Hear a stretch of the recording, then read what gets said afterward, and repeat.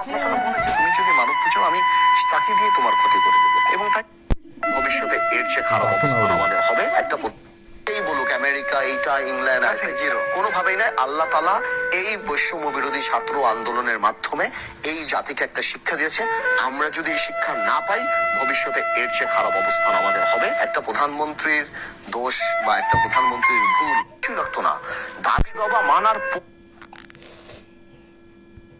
Finish, আর কিছুই লাগতো না।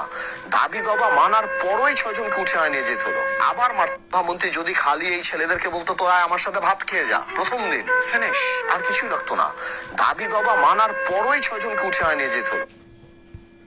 আবার মারতে হলো, আবার ডিবি অফিসে দিতে হলো। আমাদের ভবিষ্যতে যারা আসবে, আমাদের দেশ পরিচালনা আমরা আসবে বা ভবিষ্যৎ প্রজন্ম যারা আসবে, খালি একটা জিনিস থেকে দূরে থাকলেই হবে, অহংকার। তো আমি বারবার বলি, যে যত বলুক আর না বলুক, এই পতন আল্লাহর তরফ থেকে আসছে। এইটা কোনোভাবেও কোনো রাজনৈতিক অ্যানালাইসিস যেই বলুক আমেরিকা, এইটা ইংল্যান্ড আছে, কোনোভাবেই নয়। আল্লাহ তাআলা এই বৈষম্য বিরোধী ছাত্র আন্দোলনের মাধ্যমে এই জাতিকে একটা শিক্ষা দিয়েছে।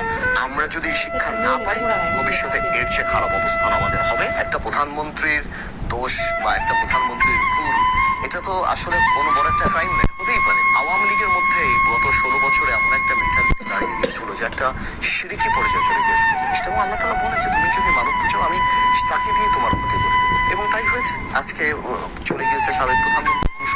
সাবেক প্রধানমন্ত্রী যদি খালি এই ছেলেদেরকে বলতো তোরা আমার সাথে ভাত খেয়ে যা, প্রথম দিন ফিনিশ, আর কিছুই লাগতো না। দাবি দাবা মানার পরই 6 জনকে উঠে নিয়ে যেতে হলো। আবার মারতে হলো, আবার ডিবি অফিসে দিতে হলো। আমাদের ভবিষ্যতে যারা আসবে, আমাদের দেশ পরিচালনা আমরা আসবে বা ভবিষ্যৎ প্রজন্ম যারা আসবে, খালি একটা জিনিস থেকে দূরে থাকলেই হবে, অহংকার। তো আমি বারবার বলি, যে যত বলুক আর না বলুক, এই পতন আল্লাহর তরফ থেকে আসছে। এইটা কোনোভাবেও কোনো রাজনৈতিক অ্যানালাইসিস যেই বলুক আমেরিকা, এইটা ইংল্যান্ড আছে, কোনোভাবেই নয়। আল্লাহ তাআলা এই বৈষম্য বিরোধী ছাত্র আন্দোলনের মাধ্যমে এই জাতিকে একটা শিক্ষা দিয়েছে।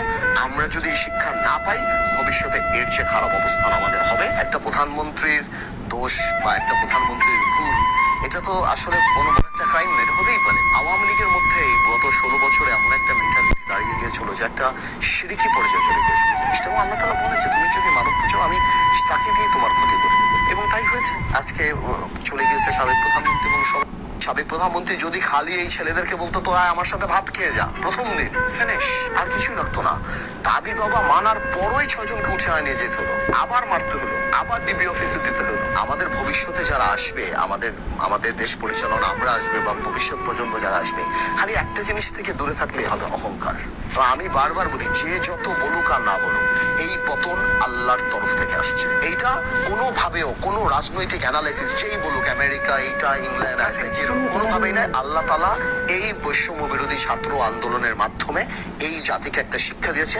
আমরা যদি এই শিক্ষা না পাই, ভবিষ্যতে এর চেয়ে খারাপ অবস্থান আমাদের হবে। একটা প্রধানমন্ত্রীর দোষ বা একটা প্রধানমন্ত্রীর ভুল, এটা তো